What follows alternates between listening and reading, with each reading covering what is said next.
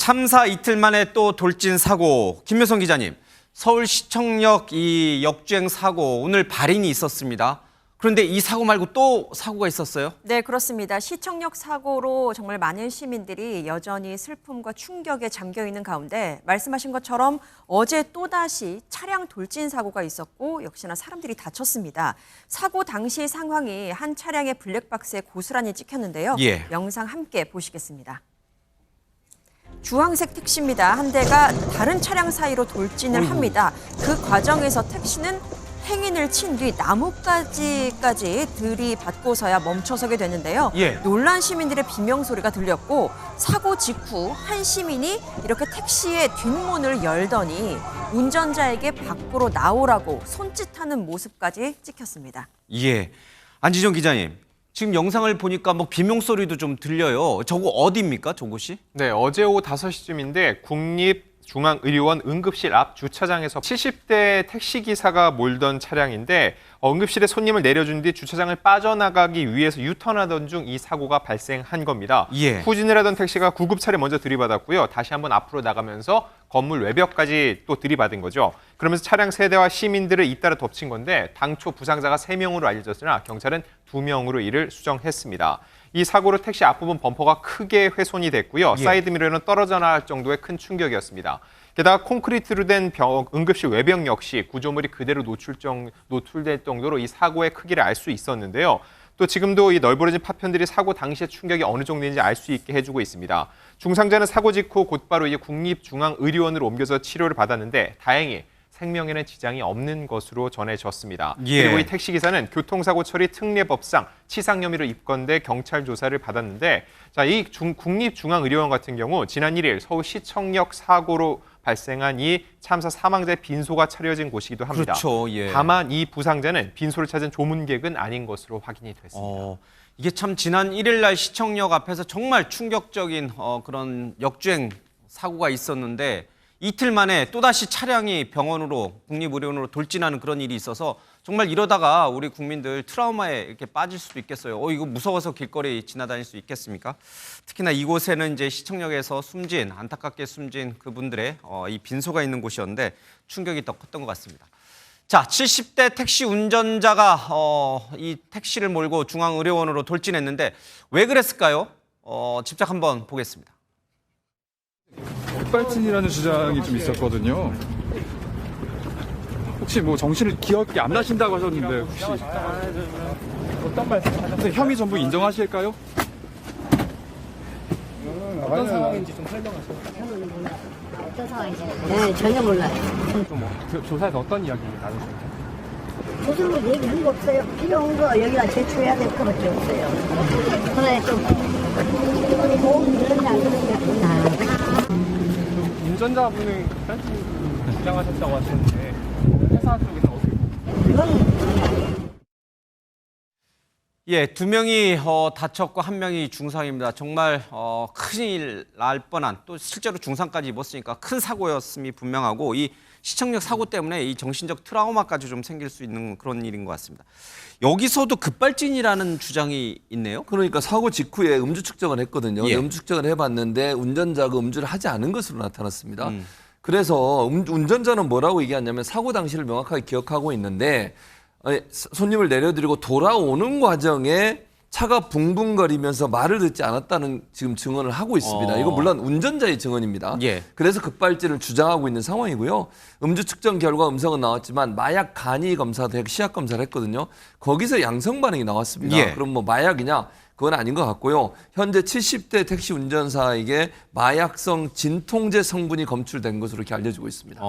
연령이 좀 있으시니까 아마 뭐 고혈압이나 당뇨 뭐 등등 지병으로 인해서 약을 먹고 있고 그 약 성분 안에 약간 이제 마약성 진통제 같은 그런 게 있을 수 있다. 그러니까 이분이 이제 마약을 우리가 흔히 말하는 그 향정신성 마약을 한 건 아니다. 이제 그런 뜻이군요.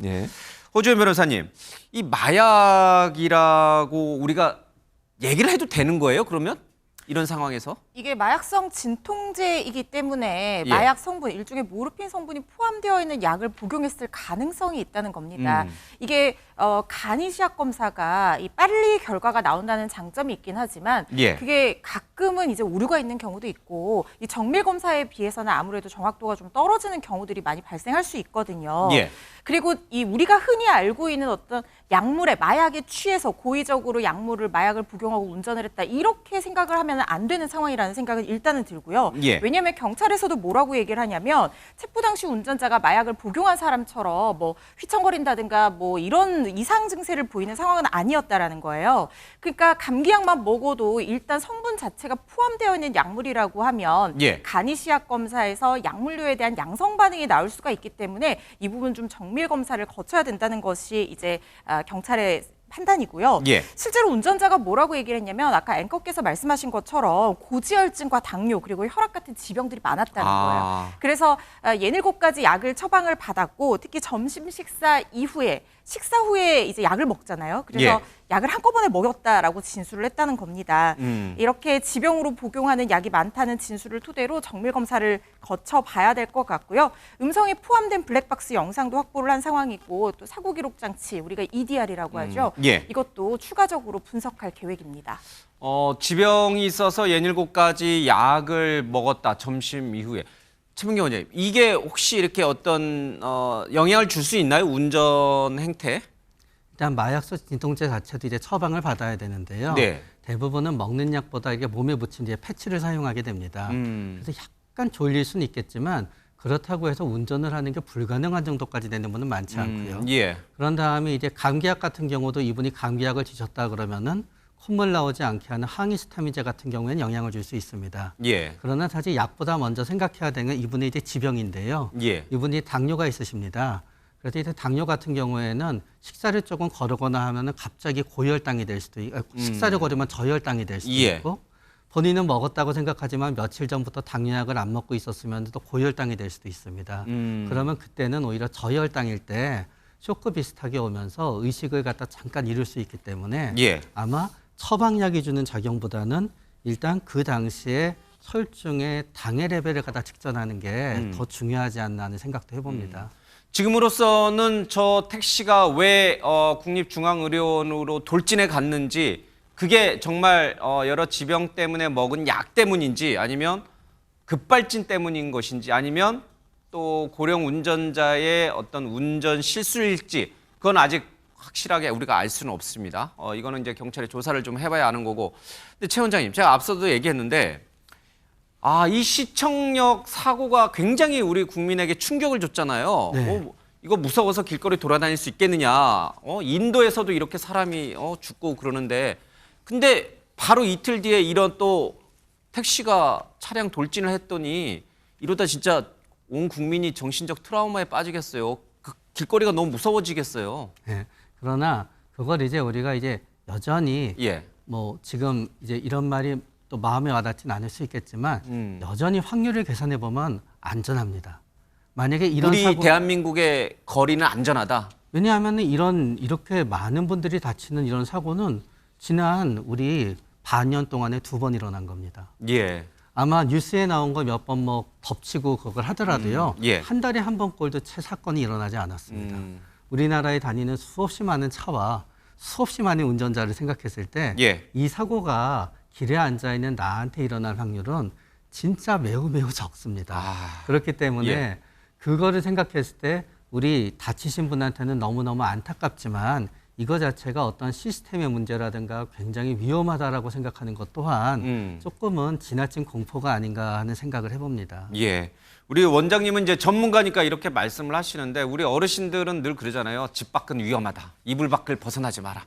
오늘 밤에도 이 굉장히 집중, 호우가 올 수 있다. 이런 예보가 좀 나오고 있는데 일찍 귀가하시고 집 밖에는 위험하다. 이런 생각을 좀 할 수밖에 없습니다. 그러나 확률적으로 봤을 때, 통계로 봤을 때는 대한민국 거리는 안전하다. 네. 알겠습니다.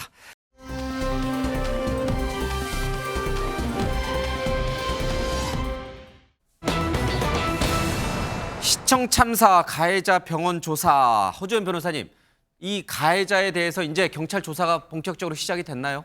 그렇습니다. 오늘 오후 3시에 병원의 방문 조사가 이루어질 예정이라는 발표가 있었기 때문에 아마 지금 한창 이 가해자가 이번에 수사관이 찾아가서 이 조사를 진행하고 있을 거라는 생각이 듭니다. 예. 가해자가 그동안 공식적으로 입장을 뭐 자기가 급발진이 아니다 이렇게 얘기를 가해자의 운전자의 입으로 얘기를 한 적이 없었기 때문에 예. 수사 결과 어떤 입장을 취할지 좀 귀추가 주목이 되는데요. 그 전에 가해 운전자 아내의 입장이 여러 번 나왔었어요. 동승자죠, 그렇죠? 그렇습니다. 그 동승자가 차량 내부의 상황을 운전자 말고는 유일하게 지금 볼 수 있는 사람이기 때문에 이 아내의 진술과 내부 음성이 녹음된 블랙박스 이게 이번 사건의 당시에 운전 당시에 이 차량 내부의 상황이 어땠는지를 알려주는 중요한 열쇠들이 될 거라는 생각이 드는데요. 예. 일단 아내는 사고 원인이 기계 오작동이다 이렇게 주장을 해왔습니다. 예. 어제 참고인 조사를 했는데 브레이크에 문제가 있었다 이렇게 진술을 했다고 하고요. 사고를 낸 후 두 사람이 병원에 같이 갔는데 그때도 두 사람이 어떤 대화를 주고받았냐면요. 예. 아내가 남편에게 왜 역주행을 했냐 이렇게 물어봤더니 남편이 어떻게 대답을 했냐면요. 브레이크를 밟을수록 더 속도가 빨라졌다. 가속이 됐다. 이렇게 대답을 했다는 거예요. 예. 사고 당시 브레이크를 밟았지만 제어가 되지 않았다는 주장을 하고 있는 상황으로 보이고요. 또 아내 얘기에 따르면 사고 당시 상황에 대해서 속도가 이렇게 빨라지니까 소리를 지르면서 남편한테 왜 이렇게 빨리 가냐 천천히 가라 이렇게 외쳤다는 겁니다. 예. 경찰이 확보한 블랙박스 영상 녹음이 중요할 것 같은데 문제는 사고 원인을 밝힐 만한 아주 직접적이고 유의미한 목소리가 녹음되었다고 보기엔 좀 애매한 결과가 나왔습니다. 예. 오디오에는요. 하는 음성이 녹음이 되어 있기는 하지만 브레이크가 말을 듣지 않는다라는 취지의 어떤 그 급발진을 의심할 만한 직접적인 발언이 녹음되어 있지는 아직까지는 않은 걸로 지금 발표가 나오고 있거든요. 예. 그렇기 때문에 이게 직접적인 두 사람의 이 가해 운전자의 진술과 여러 가지 정황 증거들 그리고 이 목격자의 진술이라든가 EDR 장치 이런 것들을 종합적으로 판단을 해봐야지 예. 사고 원인을 규명할 수 있을 거라는 생각이 듭니다. 그러니까 동승했던 아내는 차량이 급가속이 되니까 왜 이래? 왜 이렇게 빨리 가는 거야? 천천히 가라는 말을 운전 당시에 남편에게 했다는 거죠. 그러나 그게 블랙박스 영상에 녹음이 돼 있는지 안 돼 있는지는 아직은 알 수 없고. 일부 보도에서는 왜 이렇게 빨리 가라는 것이 블랙박스 영상에 녹음이 됐다는 보도가 나왔지만 예. 이게 경찰에서 공식적으로 확인해 준 내용은 아직까지는 아니기 때문에 우리가 예. 예단할 수는 없을 것 같고요. 그리고 설령 그런 소리가 녹음이 되어 있다 하더라도 문제는 아내가 브레이크를 밟은 운전자는 아니잖아요. 예. 그렇기 때문에 이 가해 운전자가 어떻게 얘기하는지가 정말 중요하다는 생각이 들고 설령 그게 급발진이든 아니면은 브레이크 페달을 착각해서 밟았든 간에 동승자 입장에서는 왜 이렇게 빨리 가라는 얘기를 할 수는 있는 거거든요. 그래서 그 직접적인 원인이 뭔지는 예. 그 아내의 발언만 가지고는 확인하기가 좀 어려운 상황이다 이렇게 보셔야 될 것 같습니다. 소리를 지르면서 왜 이렇게 빨리 가라고 외쳤다면은 분명히 블랙박스 영상에 그 목소리가 녹음이 돼 있을 것이고 그렇게 어제까지만 해도 그런 말은 일체 없었고 그냥 이 정도만 이제 담겨 있다라고 이제 저희가 전해드렸는데 뭔가 조금 달라진 상황이 생긴 것 같습니다. 그러나 블랙박스 영상에 실제 어떤 얘기가 담겨 있는지는 좀 경찰이 공개를 해야 알 수가 있는 그런 상황인 것 같습니다. 자, 아내 말로는 브레이크 남편에게 물었어요. 아니 왜 이렇게 빨리 가냐라고 물었더니 남편이 브레이크를 밟으면 밟을수록 차가 가속이 됐다 이렇게 얘기를 하고 있습니다. 자. 브레이크를 밟을수록 차가 가속될 리가 없죠. 정상적인 차라면. 엑셀을 밟아야지만 차는 가속이 되니까요. 전문가는 이 아내의 주장을 어떻게 들었을까요? 보겠습니다. 급발진이 생기게 되면 차가 급가속이 되면서 브레이크는 먹통이 돼요. 브레이크는 안 듣는다는 얘기죠. 그럴 경우에 운전자 입장에서는 브레이크를 밟았는데 가속이 되네라고 착각을 할 수가 있는데 급발진 현상 중에 하나라고 보시면 좋을 것 같습니다. 그러나 그거는 본인의 얘기이기 때문에 시청에서의 사고는 급발진의 가능성은 배제는 못하지만은 가능성은 굉장히 적지 않느냐 이렇게 판단하고 도리어 원인이 노트에서 앞에서 나올 때 편도 4차선으로 돼 있어서 구조적으로 굉장히 헷갈려요. 야간에 보이지 않을 때는 더더욱이 혼동할 가능성이 있어서 그런 요소가 복합적으로 작용을 해서 운전자가 실수했을 가능성이 높지 않겠느냐 이렇게 추정을 할 수가 있습니다. 자, 이게 이제 전문가들도 의견이 좀 엇갈립니다. 급발진일 가능성이 높다라고 보는 전문가도 있고 아니다 운전자의 조작 미숙이다 실수다라고 이제 보는 쪽도 좀 있는 것 같습니다.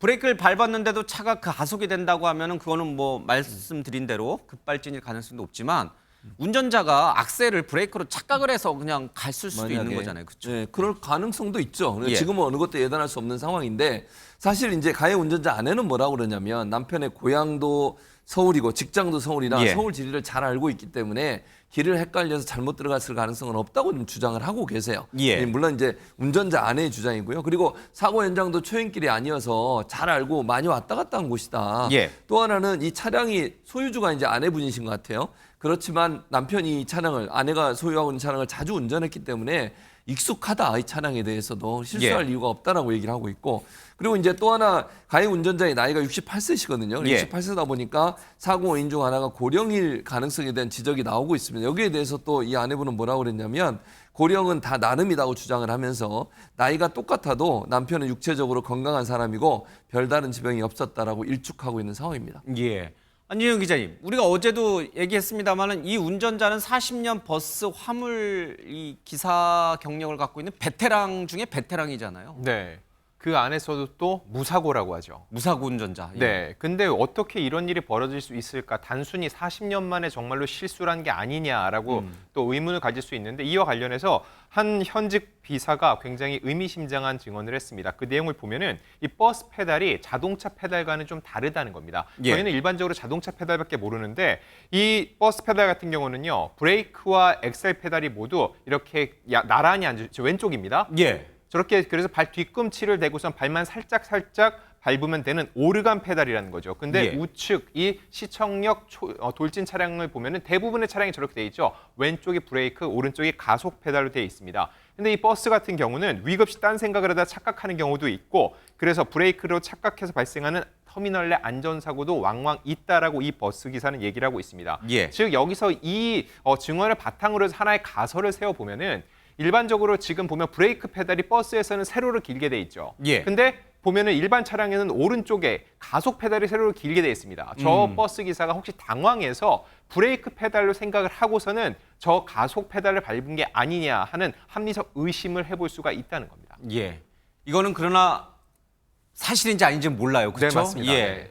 제대로 브레이크를 밟은 건지 아니면 지금 우리 안 기자가 말씀드린 것처럼 이 악셀 페달을 브레이크로 착각해서 계속 밟아서 가속이 된 건지는 확인할 방법은 없는 것 같습니다. 최명기 원장님, 여기 이제 정신과 의사시지만 여기 외과 의사는 아니지만 저 진짜 개인적으로 궁금해서 여쭤봅니다. 오늘 오후부터 경찰이 이 가해 차량 운전자 입원해 있는 찾아가서 이제 조사를 시작했어요. 아직 조사 어떤 내용을 나왔는지는 보도 아직 나오진 않고 있습니다만은. 갈비뼈를 다쳐서 그동안 이 했던 이분을 조사할 수 없었다는 게 그동안 경찰의 얘기였거든요. 근데 상식적으로 생각해 보면 꽤 진짜 이렇게 많은 사람이 죽고 대형 사고가 났으면 만약 내가 운전했다면 갈비뼈 이렇게 좀 다친 걸로 말을 못 하지는 않잖아요, 사람이. 그러나 일단 갈비뼈가 다쳤을 때 일어나 있는 건 굉장히 어렵습니다. 누워서 말을 할 수는 있잖아요. 그러나 그건 우리가 얘기하게 되면 경찰이 갖고 서로가 어떤 대등한 상황에서 해야 되는데요. 한 사람은 누워서 얘기를 하고 한 사람은 이제 그런다는 게 어려움이 있고 또 두 번째는 만약에 그 통증이 계속 지속된다 그랬을 때 통증은 우리의 생각을 갖다 이제 방해하게 됩니다. 어떤 의미에서 모든 피의자는 자신이 온전한 정신에서 자신을 갖다 방어하면서 얘기할 권리가 있거든요. 어쩌면 시청자분들은 제 말에 더 분개하실 수도 있습니다. 본인을 방어하지 못한 힘든 상태에서 해야지 진실이 나오는 게 아니야 라고 할 수 있겠지만 모든 사람한테 자신의 상황에 대한 방어권이 주어져야 되는 거예요. 그런데 만약에 갈비뼈로 굉장히 심한 통증이 있고 그런 상태에서 또 이 갈비뼈뿐만이 아니라 여러 군데에 굉장히 멍이 들고 통증을 느낄 수가 있는 거예요. 그렇게 굉장히 아픈 상황에서 또 그 아픈 거를 갖다 없애기 위해서 만약에 어떤 진통제를 갖다 맞거나 너무 불안해서 어떤 수면이라든가 진정제를 맞아서 온전히 생각할 수 없는 순간에 누군가한테 진술을 하자고 하는 거는 사실은 그 사람의 권리를 충분히 인정하는 건 아니게 됩니다. 그래서 참 안타깝기는 하지만 그래도 나중에 다른 말이 없고 이 진술이 명백한 증거로 활용되기 위해서는 이 사람의 정신 상태라든가 몸의 상태가 진술을 할 수 있고 자기를 방어할 수 있는 명백한 상태여야 되는 게 맞긴 맞는 거거든요. 정신적 육체적으로. 네. 또 그거를 판단하게 되는 건 사실 이분이 아니라 이분의 주치의였을 겁니다. 이분의 주치의가 아프긴 하지만 충분히 진술을 갖다 할 수 있어라고 했을 때 이 중차대한 사고가 있는데 주치의가 진술이 가능한 분에 대해서 경찰한테 진술이 안 됩니다라고 하진 않았을 것 같아요. 그러니까 이분도 이제 굉장히 충격을 받았을 거고 정신적으로 네. 또 육체적으로도 갈비뼈를 다쳐서 뭐 온전하게 네. 경찰 조사에 응할 수 있는 상황은 아니었을 것으로 네. 담당 의사는 판단했을 것이다. 네. 알겠습니다. 그러니까 상식적으로 생각하면 이렇게 큰 사고가 났으니까 그리고 또 본인이 급발진이라고 주장하고 네. 있으니까 하루빨리 경찰한테 야 이거 급발진이야 내 실수 아니야라고 얘기했을 것 같은데 또 상황은 그렇지 않거든요. 네. 알겠습니다. 그러나 뭐 아내에게는 자꾸 이제 급발진이라고 이제 털어놨다고 하니까 오늘 경찰 조사에서 어떤 얘기를 좀 털어놨을지 좀 기다려 보겠습니다. 김효성 기자님, 이런 가운데 과거 다른 사고 영상이 공개가 됐는데 이 사고와 뭔가 연관이 있나요? 네, 2020년 경기도 광명에서 있었던 사고 하나를 말씀드리려고 합니다. 한 아파트 단지 입구 도로에서 50대 남성이 몰던 차량이 갑자기 빠른 속도로 돌진하는 영상이 있거든요. 예. 그 영상 보시면서 일단 설명드리겠습니다. 네, 갑자기 비정상적으로 빠른 속도를 내면서 아파트 단지로 돌진하는 차량입니다. 주변 차량을 가까스로 피했지만 끝내 속도를 줄이지 못해서 아파트 입구 경계석을 들이받은 뒤에 단지 내 정자와 아주 크게 이렇게 충돌했습니다. 당시 상황은 사고 차량의 블랙박스에도 고스란히 이렇게 담겼는데요.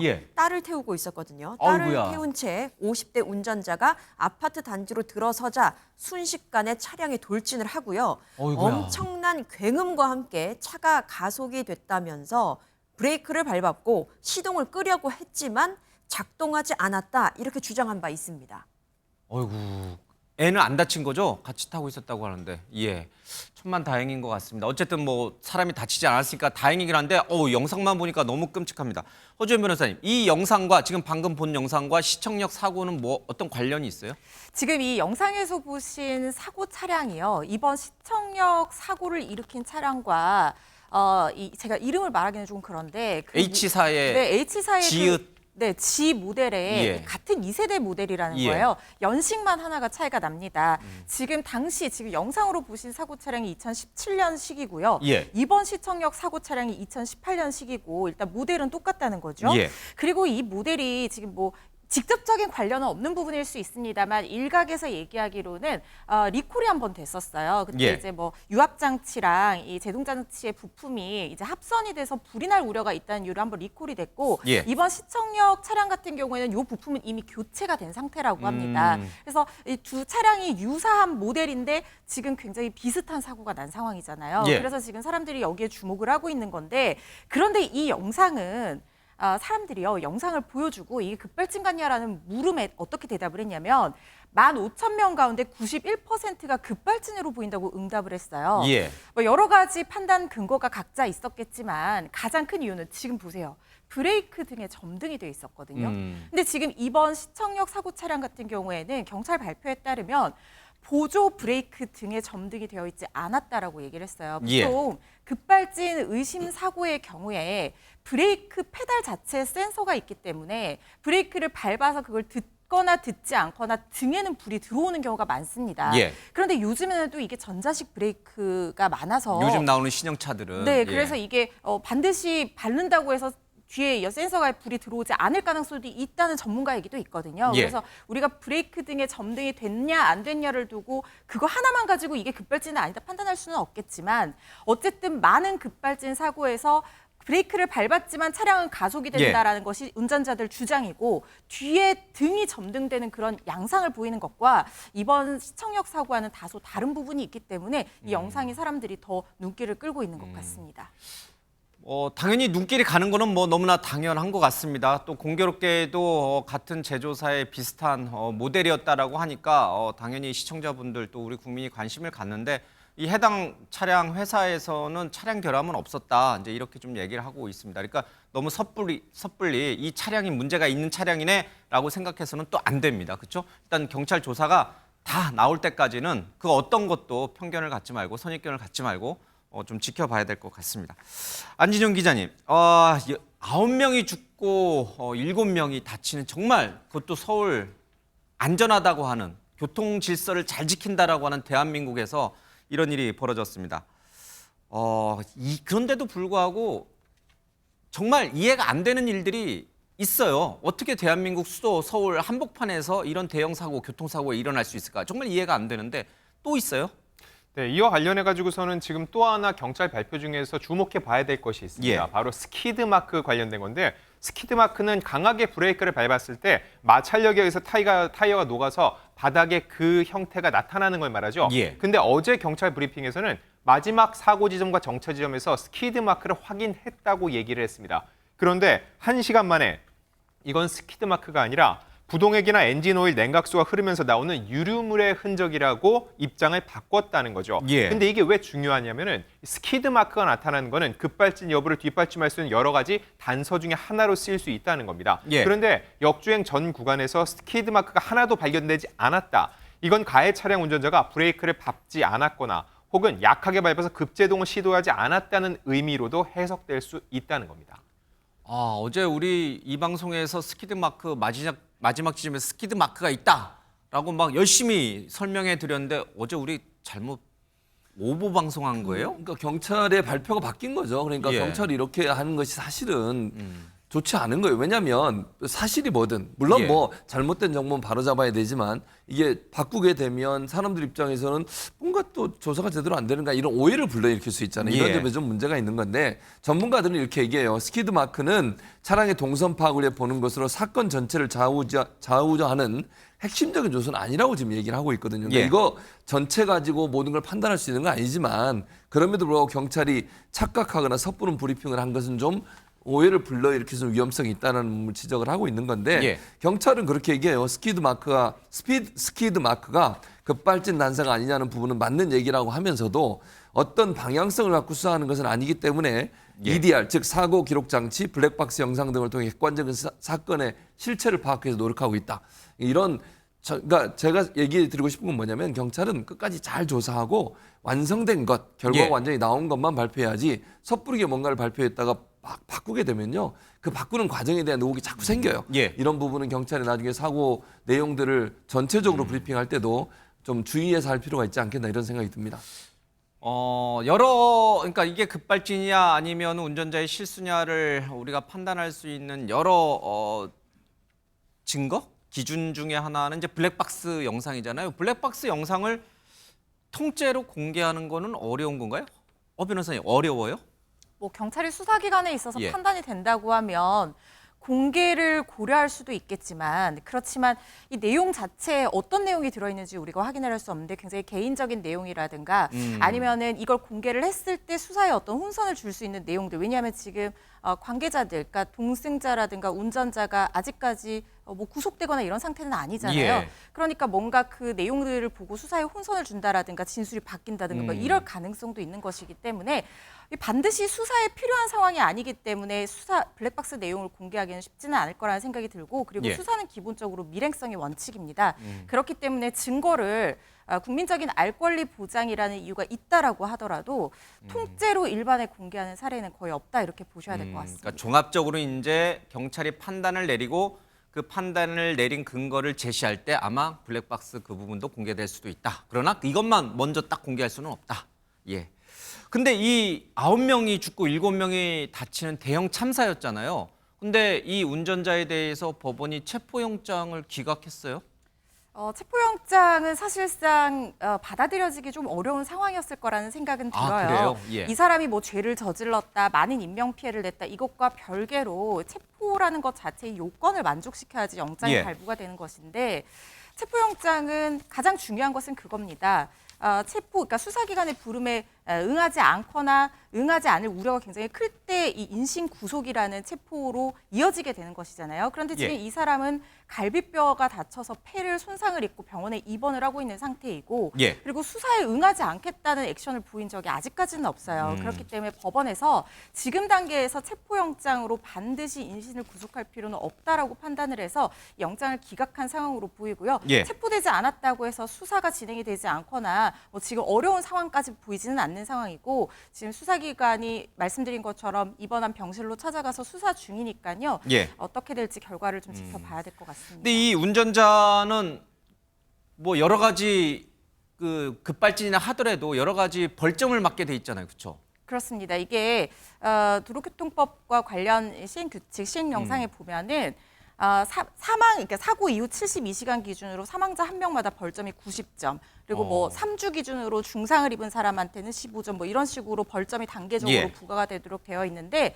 지금 이 사건 같은 경우에는 사망자가 9명이나 발생한 사건입니다. 예. 그렇다고 하면 단순 계산을 하면은 이 사망자 기준으로만 보더라도 810점이 넘는 그런 그 이상의 벌점이 부과가 될 것이고, 지금 도로교통법상 면허 취소 기준이 벌점 누적 기준이 1년에 121점이거든요. 예. 그렇다고 하면 이거는 270점 이상의 벌점이라고 하면 면허 취소가 되고, 면허 취소 이후에 3년 동안 이 면허를 다시 획득을 할 수가 없게 됩니다. 그렇기 때문에 아마 이 최소 3년 그리고 형사처벌이 나온다고 하면 혹은 그 이상까지도 면허 자체를 가질 수가 없게 될 것이고, 그렇게 된다고 하면 당연히 버스 회사에서는 이 사람을 해고할 수밖에 없는 상황으로 보이고요.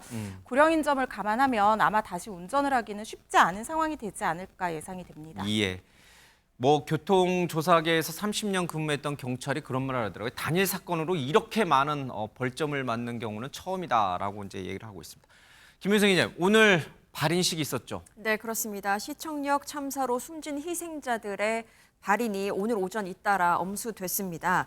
서울시 공무원으로 재직하던 50대 남성, 그리고 역시 같은 부서에서 동료로 일했던 30대 공무원 발인식이 이렇게 열렸는데요. 동료들이 함께 참석해서 고인의 마지막 가는 길을 이렇게 일렬로 도열하면서 추모를 했습니다. 예. 두 사람의 운구 행렬은요. 고인이 일하던 서울시청 본청 그리고 서소문청사 1층에 들러서 10분 정도 이렇게 마지막 인사를 하는 모습 지금 확인할 수 있습니다. 예. 그리고 이분들 외에도 다른 희생자들의 발인식이 차례로 엄수되면서 유족과 지인들 모두 울음바다였고요. 예. 30년 지기 동네 친구를 잃은 한 희생자의 지인은 아직도 전화를 하면 받을 것 같다라면서 믿을 수 없다라고 예. 입장을 밝히기도 했습니다. 글쎄요, 이제 사람이 죽고 난 다음에 돈이 무슨 소용이 있겠습니까만은 이제 이 피해자와 피해자 유족들한테 이제 이 가해 차량 운전자가 가입했던 보험사에서 한 70억 정도에 달하는 이제 그런 보험금 지급을 신속하게 진행하고 있다고 합니다. 그러나 뭐 돈이 뭐가 중요합니까, 그렇죠? 사람이 사는 게 목숨이 중요하죠. 최 교수님, 이 자리에 예. 김건희 여사가 다녀갔다면서요? 예, 어젯밤에 예. 깜짝 방문하신 걸로 알려지고 있어요. 지금 사진이 공개가 됐는데요. 시청역 차량 역주행 사고 현장을 찾은 것으로 확인된 사진이 일반인들이 찍은 사진으로 공개가 됐고요. 대통령실에서 사전에 공지한 건 없고요. 또 대통령실의 사진을 촬영한 적도 없습니다. 그래서 인터넷 커뮤니티에 사진을 찍어 올리는 일반인들의 사진이 공개가 됐는데, 사진 속 김 여사의 모습을 보면 사고 현장 주변 국화꽃이 놓여 있는 곳이 있었거든요. 예. 거기에 이렇게 쪼그려 앉으셔가지고 시민들이 써놓은 글들이 있고, 요 장면입니다. 시민들이 써놓은 글들이 예. 있거든요. 그걸 찬찬히 읽는 모습이 공개가 됐고요. 또 그 길 건너기 전에 횡단보도에서 저곳으로 가기 위해서 예. 보좌진 한 명과 국화꽃을 들고 있는 장면, 저 장면입니다. 저 예. 장면이 사진이 찍혀서 현재 지금 인터넷 커뮤니티에서 공개돼서 보여지고 있는 상황입니다. 알겠습니다. 저 글들 중에 이렇게 조롱성 글을 또 올리는 분들도 있어요. 절대 그러시면 안 됩니다. 정말 그런 일을 해서는 절대 안 됩니다.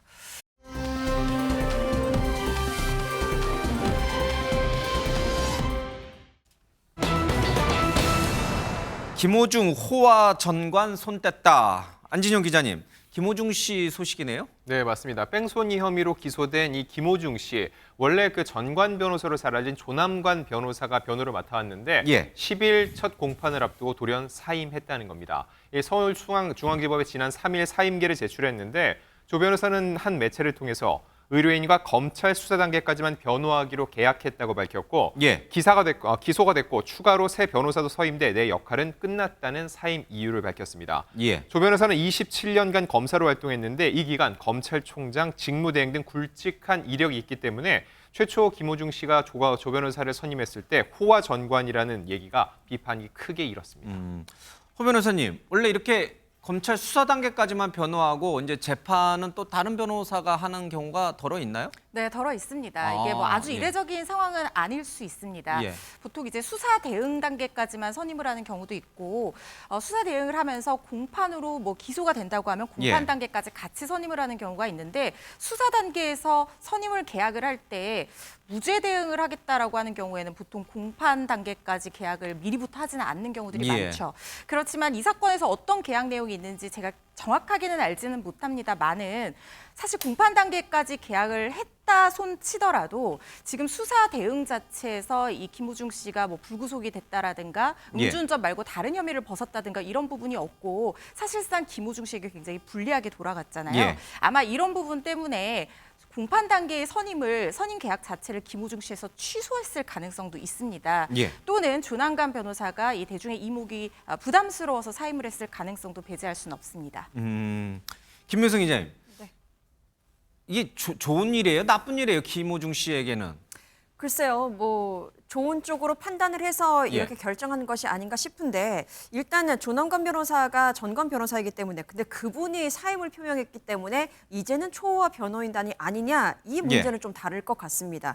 왜냐하면 지금 새롭게 선임된 여러 명의 변호인들을 보면 뭐 검사 출신 대표급 변호사 이렇게 대여섯 명조가 되는데 일반인이라면 상상하기 어려운 구성이잖아요. 이렇게만 봤을 때는 그래도 아직까지는 호화가 아닐까라는 개인적인 생각을 해봅니다. 변호인에 있어서 여태까지 김우중 씨의 변호인의 어떤 변화가 있거든요. 쭉 변화가 있는데 지난달 말에 김우중 씨를 변호하던 변호사 3명이 먼저 사임을 표명을 합니다. 그리고 비슷한 시기에 담당 변호사 2명이 다시 선임이 되고 또 한 명의 변호사가 선임계를 낸 상황으로 알려져 있는데 이 중에는 말씀드렸던 것처럼 검사 출신 뭐 대표급 변호사 이렇게 포함된 것으로 전해지고 있습니다. 그리고 눈에 띄는 분이 또 있는데요. 김우중 씨의 부친이 직접 섭외한 변호사도 있다라고 지금 알려져 있습니다. 김우중 씨의 부친과 직접적인 뭐 관계, 친분은 없지만 개인적인 친분은 없지만 이번 사건을 맡아줄 것을 부친에게 직접 뭐 요청을 받았고 무료로 변론을 맡기로 했다라는 변호사 한 분이 계시는데요. 뭐 내부적으로 이를 두고 뭐 갈등이 있는 것으로 지금 보이긴 하지만 어쨌든 이렇게 변호인단에 있어서 많은 변화가 있다라고 정리할 수 있겠습니다. 김우중 씨 팬분들은 굉장히 뭐 김우중 씨를 두둔하지만 사실 많은 분들은 이 사건의 실체가 공개가 됐을 때 김우중 씨를 향해서 비난을 많이 했잖아요. 이 변호사지만 아무리 돈을 많이 줘도 이런 변호는 좀 맡고 싶지 않다 이럴 수도 있잖아요. 뭐 개인적으로 그렇게 생각하는 분들이 있으실 수도 있죠. 그리고 뭐 개인적인 신념에 따라서 특정한 사건에 대해서는 변론을 하지 않겠다라고 하는 분들도 저는 주변에서 보기는 했었습니다. 그렇지만 죄는 저지른 것은 나쁘지만 최소한의 변호인의 조력을 받을 권리도 우리 법에서 보장을 하고 있는 부분이거든요. 그래서 그런 부분에 있어서 합당한 죗값을 치를 수 있도록 하는 것도 어떻게 보면 또 변호인의 역할이기 때문에 그 부분에 있어서는 변호인이 필요한 상황이 당연히 있다라는 생각이 들고요. 다만 그렇다고 하더라도 지금 김우중 씨 같은 경우에 너무나 조직적으로 사건을 은폐해왔고 증거인멸을 시도하고 이런 부분들이 증거로 입증이 되는 부분들이 일은 있지 않습니까? 이 부분에 있어서는 엄벌을 받아야 마땅한 상황이라는 생각이 듭니다. 첫 공판이 오는 10일 열리니까요. 아마 이제 팬분들부터 시작해서 많은 국민이 또 관심 있게 좀 지켜볼 것 같습니다.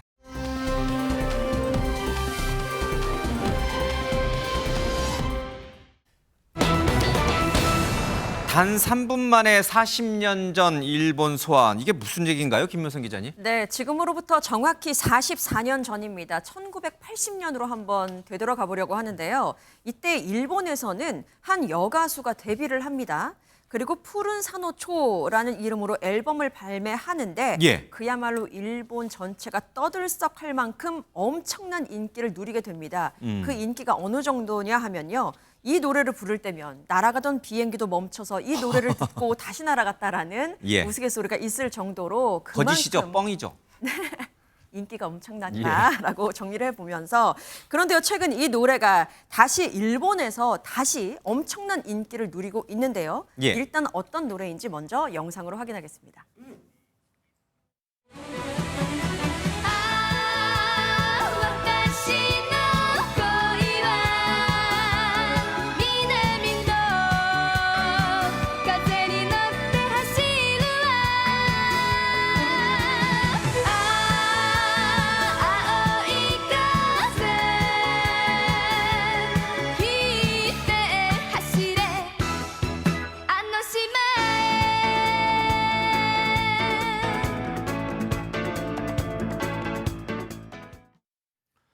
저 노래가 음이 익숙한데 저게 일본 노래였군요. 그것도 40년 전에 유행했던. 근데 이게 왜 다시 재소환된 겁니까? 누군가가요. 저 예. 마스다 세이코를 그대로 연상시키는 어떤 그 외모를 하고 그런 스타일링을 하고 저 노래를 똑같이 다시 불렀기 때문인데 예. 저 노래는 제가 정말 좋아하는 노래이기도 합니다. 저게요. 80년대 일본 버블 경제가 무너지기 직전에 그 황금기에 진짜 유행했던 곡이고 마스다 세이코 저분이 이제 저 노래를 불렀을 때 18, 19 요 나이 때였는데 예. 하네다 공항에서 내려서 그 라이브하는 장면이 정말 엄청난 그 명장면으로 남아 있거든요.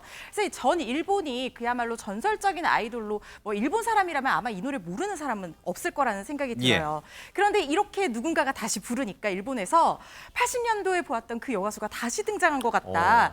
단 3분 만에 40년 전 일본을 그대로 소환했다라고 하면서 난리가 났습니다. 도대체 누가 이 노래를 불렀을지 20살의 한국 가수라고 하는데요. 영상으로 확인해 보시죠.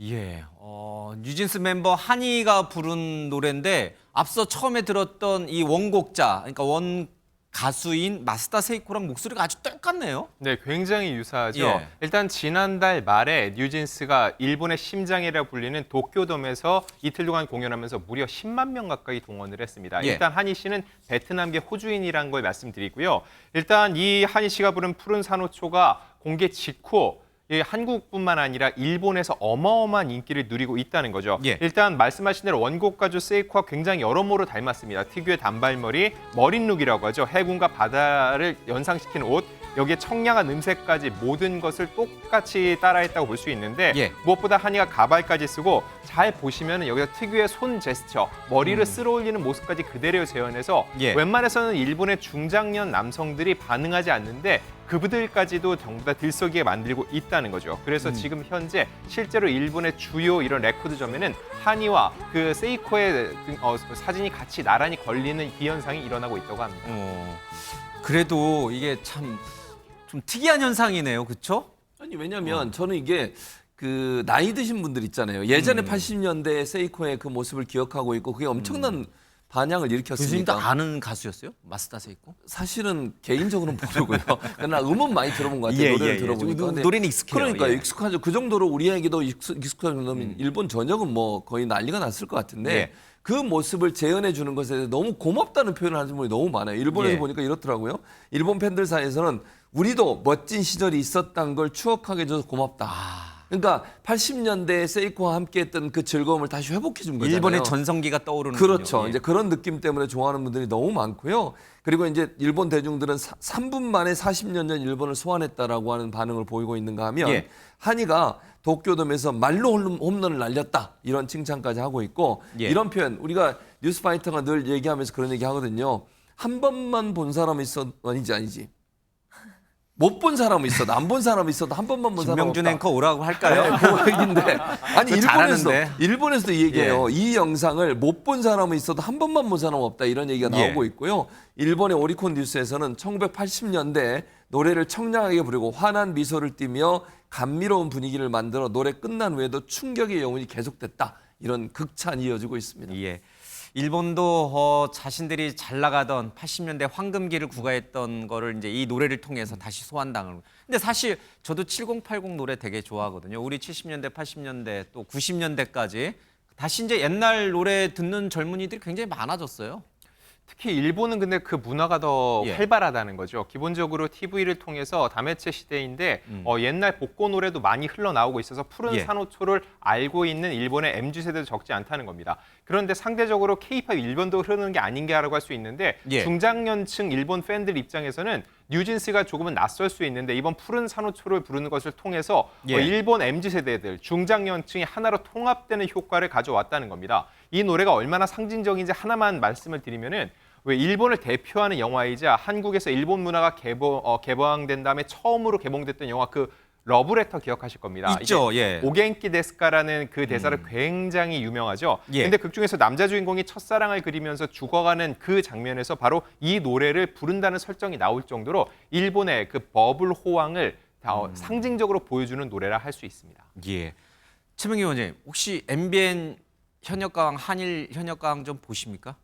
아, 네, 봤었습니다. 어떻게 느꼈어요? 대한민국의 메인 방송사에서 일본 가수가 나와서 일본 트로트를 부르는 거를 우리 한국 사람들은 어떻게 느꼈을까? 저는 일단 그 방송을 보는 순간은 예. 일본이다 한국이다를 잊어먹었을 가능성이 제일 높다고 생각합니다. 아, 예. 그리고 거기에 상관없이 그거를 볼 수 있는 분이 볼 것 같고요. 그렇기 때문에 실제로 방송을 보잖아요. 오히려 전형적인 일본 트로트나 한국 트로트는 사실은 그 방송에 별로 나오지 않습니다. 예. 그렇기 때문에 오히려 이렇게 옛날의 명곡을 갖다 잡고 다시 한번 되살리는 식의 편곡이 굉장히 많거든요. 그렇기 때문에 또 그거를 이어져서 일부에서는 또 그렇게 얘기합니다. 어쩌면은 이제 그 뮤직 디렉터가 우리 뉴진스의 예. MBN의 그 방송을 갖다 보고 아 이렇게 부르면 이 노래가 통하는구나 해서 그럴 수도 이거를 갖다 있어요. 예. 기획했다고 주장하는 일부인 분도 있으나 그거는 그 디렉터 분만이 확인할 수 있는 일입니다. 예. 저도 개인적으로 한일 가왕전을 굉장히 재밌게 봤는데 예. 그 중에서 사실 이 푸른 산호초랑 비슷한 일이 있었습니다. 이 스미다 아이커블록은 김기락이 사리기에 맞아요. 넣고 이 노래가 무려 조회수가 400만 뷰에 육박하는데 그 노래가 예전에 한국의 80년대에서 90년대 초 롤러스케이트장을 다녔던 분들은 모두 기억을 하신다는 거죠. 그 노래를 들은 분들은 그 시대를 떠올리면서 한일이 이렇게 통하는 부분이 있다라고 생각을 했는데 그게 이번에 뉴진스가 그 도쿄맨에서 부른 이 푸른 산호초를 통해서 다시금 한번 재현됐다고 볼 수 있습니다. 맞아요. 그러니까 이제 한일 관계가 사실 굉장히 불편한 관계잖아요, 그렇죠? 이제 이 윤석열 정부 들어서서 다시 이제 좀 정상화 쪽으로 좀 많이 방향이 갔고 또 MBN 그 한일 가왕전을 통해서 양국이 조금 더 이게 서로 호의적이고 우호적인 관계로 좀 가는 것 같기도 합니다. 물론 역사적인 문제도 좀 잘 풀려 나가야 될 부분이 분명히 있긴 합니다.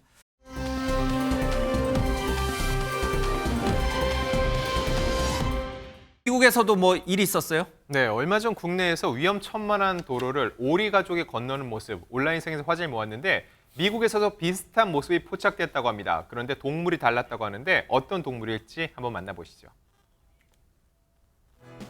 자, 까만 몸통에 등만 하얀 이 동물, 다름 아닌 스컹크입니다.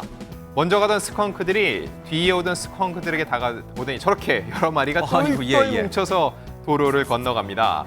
조그만 발로 총총총 어미를 따라 이동하는 새끼 스컹크들의 모습이 제법 너무 귀엽네요. 네. 미국에서 예. 한때 살다가 오신 한때는 13년이나 살았습니다. 그렇습니다. 그렇습니다. 스컹크 많이 봤어요?